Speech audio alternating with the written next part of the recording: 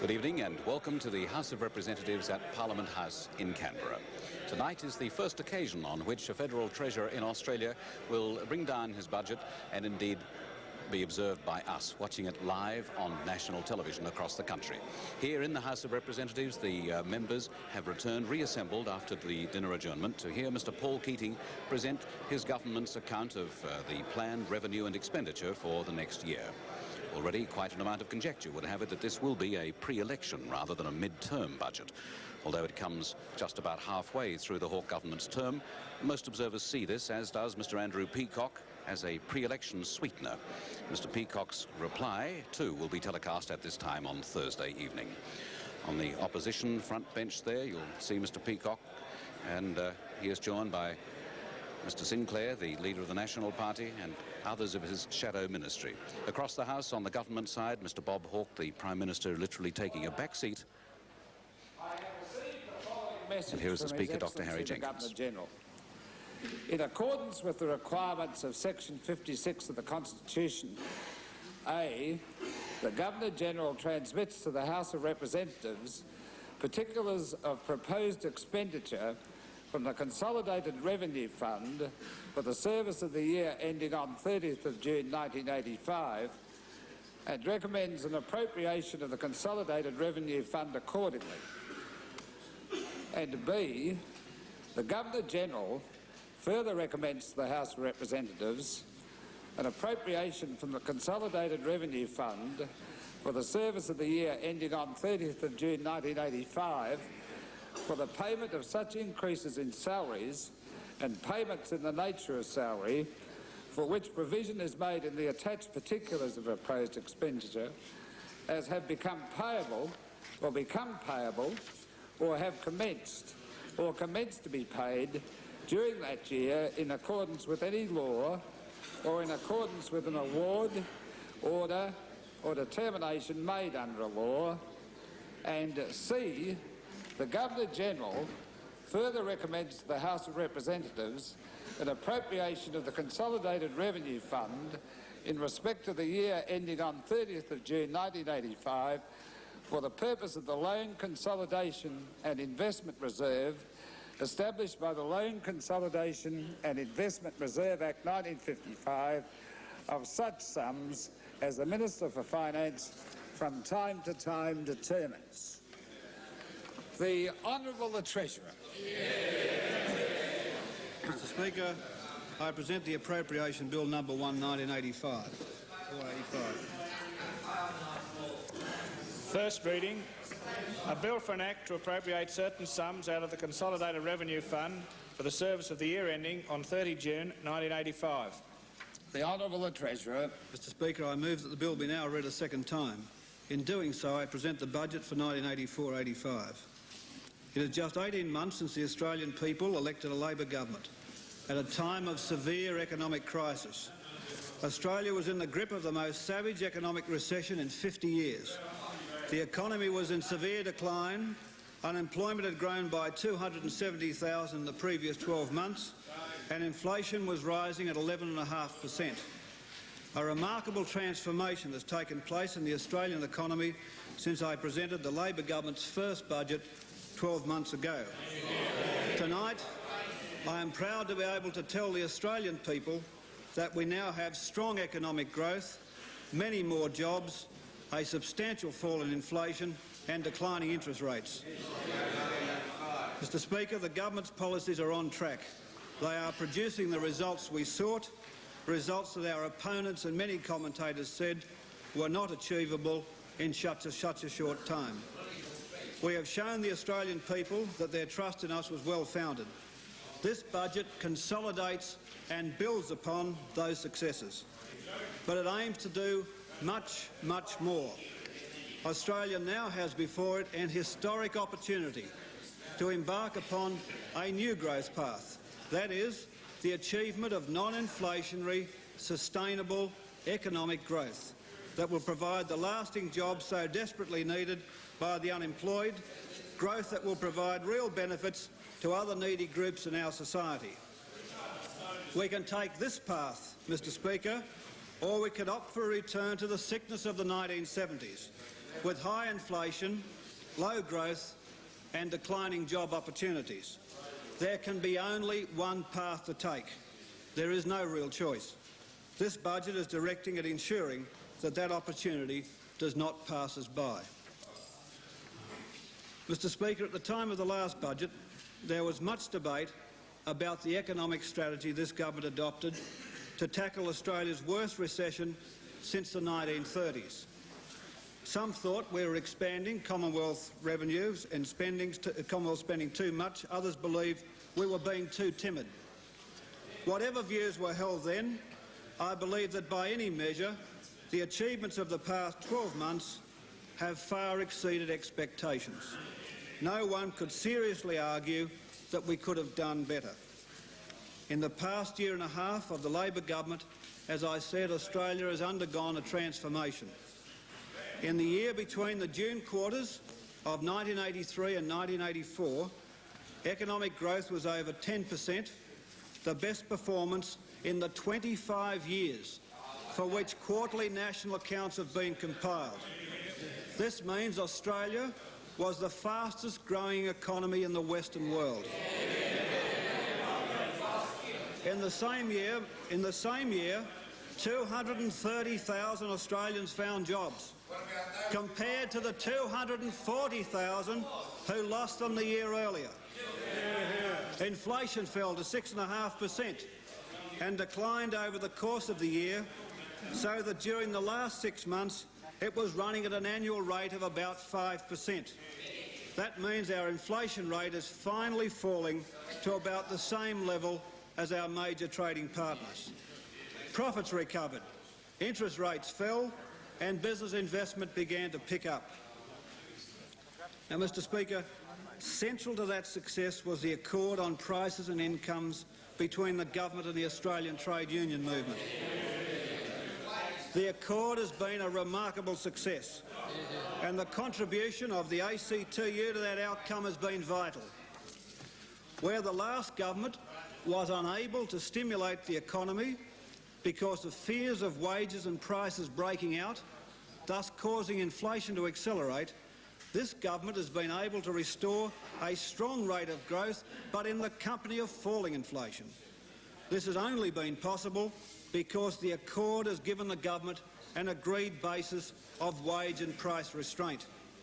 That restraint, that moderation, has restored health to business, producing profits that can now be ploughed back into expansion and jobs. Mr Speaker, on the basis of the accord, the government was able to employ the traditional arms of policy to set the economy on the path to recovery. Budget policy was structured to employ a deficit of sufficient power to restart the economy, and an effective monetary policy was applied to finance it, without adding to inflationary pressures. The policy of fighting inflation and unemployment simultaneously, championed by the Labor Party during the last election campaign and now employed as a policy of the government, has borne fruit quickly. At long last, an Australian government has provided a comprehensive and coherent economic policy within which all sections of the community can work together. Mr Speaker, our strategy this financial year will be to continue with the cooperative approach pioneered last year and to consolidate and to build upon those achievements. This strategy will seek to ensure that economic recovery continues, that inflationary pressures are further reduced and that job prospects are further improved. We have the policies to overturn the history of more than a decade, a history of economic stops and starts, of recoveries that were frittered away in one senseless, destructive price and wage round after another. This time, with the cooperation of all Australians and the Australian trade union movement, the story will be different. Australian workers can continue moderation in their pay claims in the clear knowledge that the nation will be the better for it and that their own position will be more secure. Now, Mr Speaker, in recognition of the restraint practice to this time and on the basis of its continuation, the government will provide in this budget a significant cut in personal income tax, particularly for those on low and middle incomes. At a cost of $1,300 million in 1984-5 and over $2,100 million in a full year, all taxpayers are to receive a reduction in tax, with the biggest percentage reductions going to lower income earners. We will introduce a new 5-step tax scale, replacing the old 3-step scale, in order to make the tax system more progressive and more fair. At the lower end of this scale, the tax rate on income between the threshold and $12,500 a year is to be reduced from 30 cents in the dollar to 25 cents. This will mean that taxpayers earning less than $240 a week will enjoy a tax reduction of almost 17%. However, all taxpayers earning between $240 a week and $538 a week, that is, the vast majority of full-time workers, will receive a tax cut of $7.60 per week. The $7.60 reduction, Mr. Speaker, the $7.60 reduction in tax will assist in the quest for continuing income restraint, and to that extent will underpin the Prices and Incomes Accord and should command the full support of the trade union movement. It will also, Mr. Speaker, it will also boost family incomes and hence will stimulate consumer spending as the year progresses. People with incomes above $28,000 a year will also receive a tax cut, but its size will gradually diminish as income exceeds $538 a week. These tax changes will take effect from the 1st of November. Now, Mr. Speaker, as well as tax cuts for those in employment, the government regards it as imperative that social welfare recipients and beneficiaries, particularly those in greatest need, receive support in this budget. To this end, the budget provides a social welfare package that will cost $430 million in 1984-5 and $683 million in a full year, over and above the normal indexation arrangements. The government has decided to raise indexed pensions and benefits, including the unemployment benefit, from the first payment in November 1984 by $2.50 per week for single people and by $4.20 per week for couples.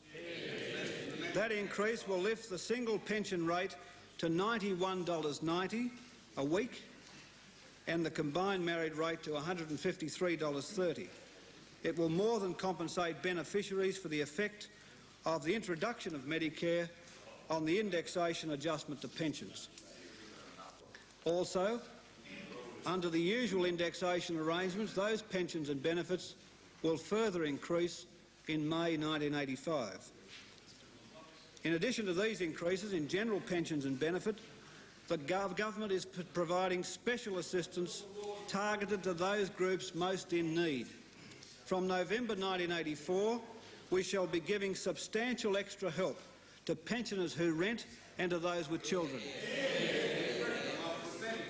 Supplementary rental assistance will increase by 50% to $15 a week.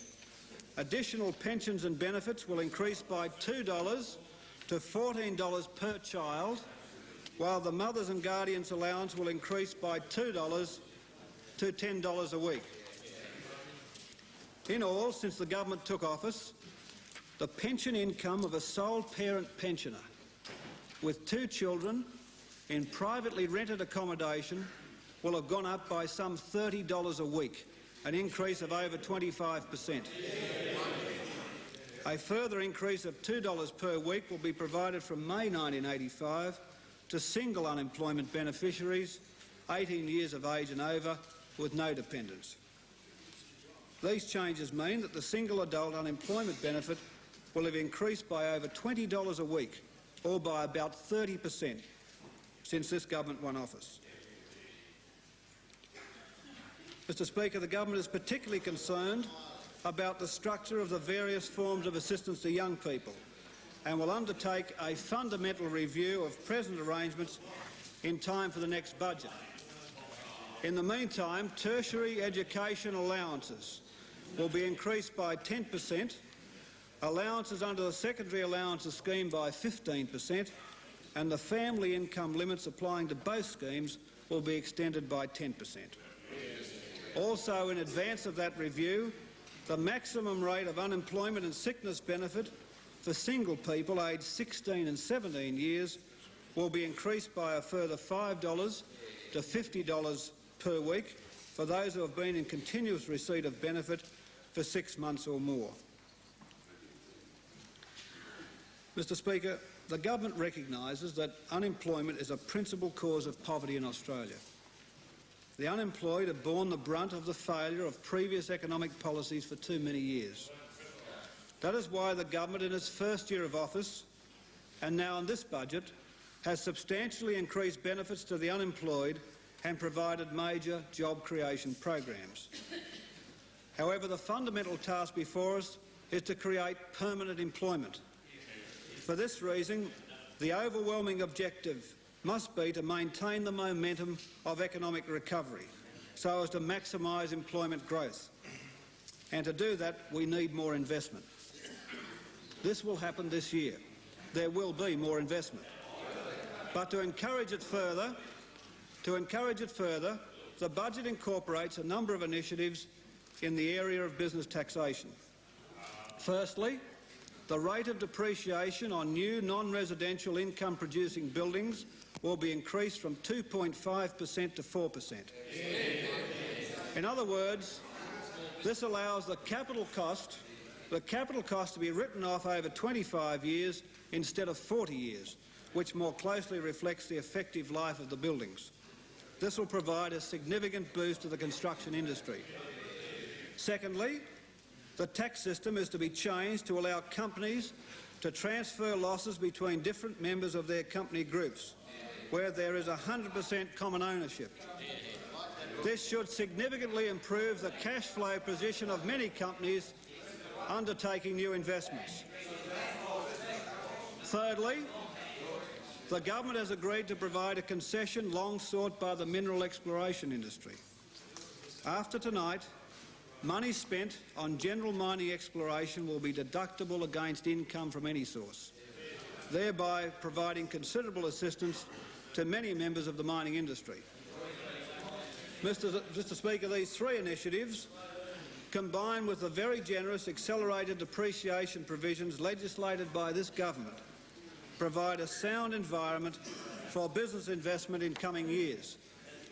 They will, at substantial cost to the government, provide considerable financial support for business investment. It must be recognised, though, that the cost to the budget of these measures, particularly the accelerated depreciation provisions, will grow rapidly over the course of the decade.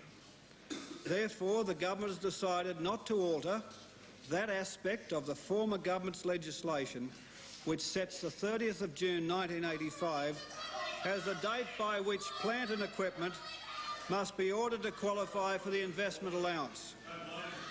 However, the government will extend, Mr Speaker, the government will extend to the 30th of June 1987. Order. The honourable member for Darling Downs. However, the government will extend to the 30th of June 1987, the date by which plant must be in place to qualify for the allowance. This will be of particular assistance for firms undertaking large projects with lengthy lead times. Now, aside from those changes, Mr Speaker, a number of other adjustments are being made to the tax system. Zone rebates for those living in remote areas are to be increased by 25%, and de facto couples are to become eligible for the dependent spouse rebate. Also,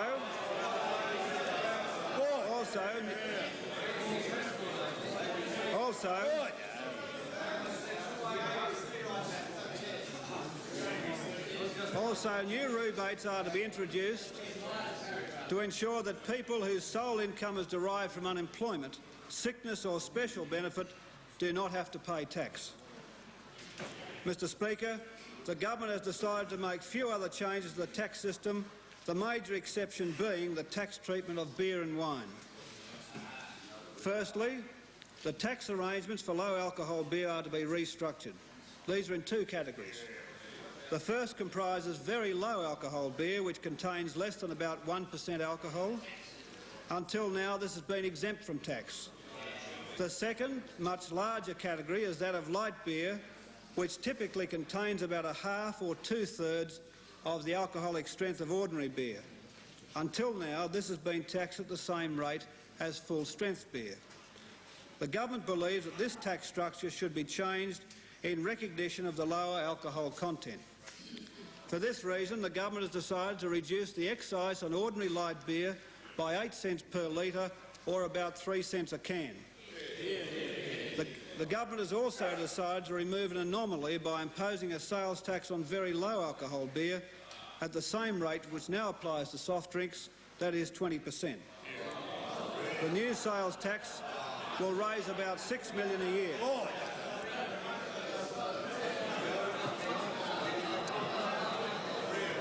Order, the House will come to order. Well, when the drones of the front bench have their fun, Mr Speaker, I'll continue. Mr Speaker, the new sales tax will raise about $6 million a year. However, lowering the excise on ordinary light beer will cost the government about $12 million a year. The government is also concerned that the previous tax regime discriminated heavily against beer and spirit drinkers in favour of wine, which has not been taxed at all. Against that background, a sales tax of 10% on wine and alcoholic cider is to be introduced from tonight. This is expected to increase revenue by $49 million in 1984-5 and $62 million in a full year. Mr Speaker, to avoid any risk of double taxation, the excise collected last year on fortifying spirit will be refunded to producers. Mr Speaker, I now turn to the budget overview. As I have stressed, this budget is about economic growth. It is about embarking upon a new growth path. One of the major contributions any government can make towards encouraging that growth is to create the conditions which open the way for further falls in interest rates. I say further falls because in the last year we've seen very significant reductions. Lower interest rates will greatly encourage business investment, and if this economy is to grow, we need investment. For that reason, the government, in framing the budget, has kept a careful eye on the overall impact on financial markets. The end result is a budget deficit for 1984-5 of $6,745 million, a reduction of $1.2 billion on last year's deficit. This will equal 3.3 percentage points of gross domestic product, a marked reduction from last year's 4.3%.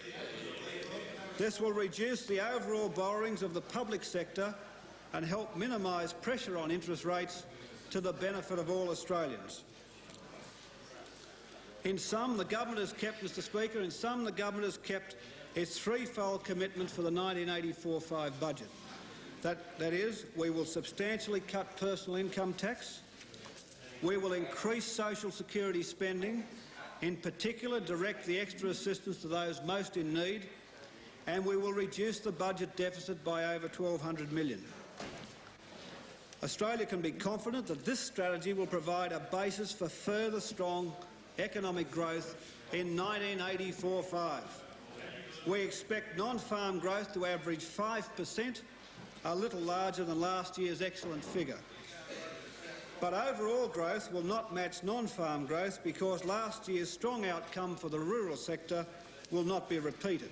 For that reason, we believe gross domestic product, that is for the total economy, this financial year will be about 4% higher than in 1983-4.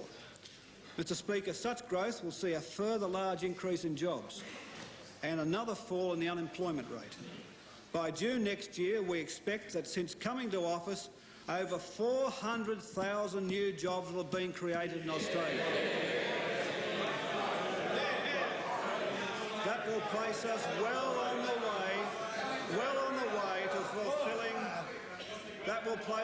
on the way to fulfilling our election time promise to create 500,000 jobs in 3 years. Mr Speaker, underpinning those achievements, inflation will remain at its lowest level in more than a decade. With continued wage moderation and a non-inflationary monetary policy, the rise in the Consumer Price Index is expected to be a little over 5% between the June quarters 1984 and 1985, a dramatic change from the 11.5% inflation rate we inherited from our predecessors. Mr Speaker, as I said at the outset of my speech, it is just 18 months since the Labor government was elected in the midst of a grave economic crisis.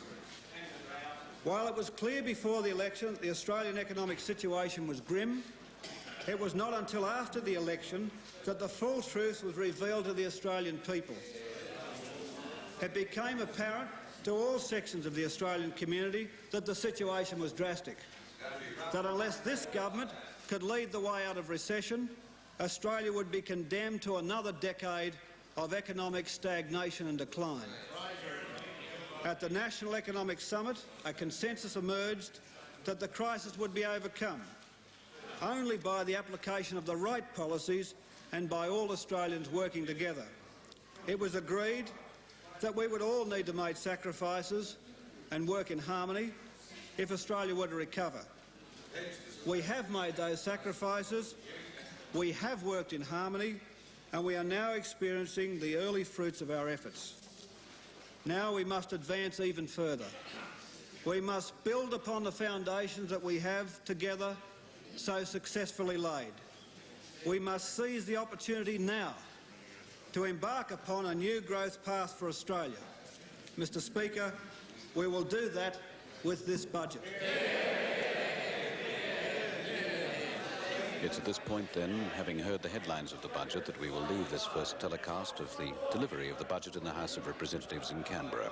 May I remind you that the Leader of the Opposition's address debating the contents of tonight's budget will also be telecast live, and that's at this same time on Thursday night. So for this evening from Parliament House, good evening, and we now take you to the Sydney News Studio and say good evening to Prakash Merchandani.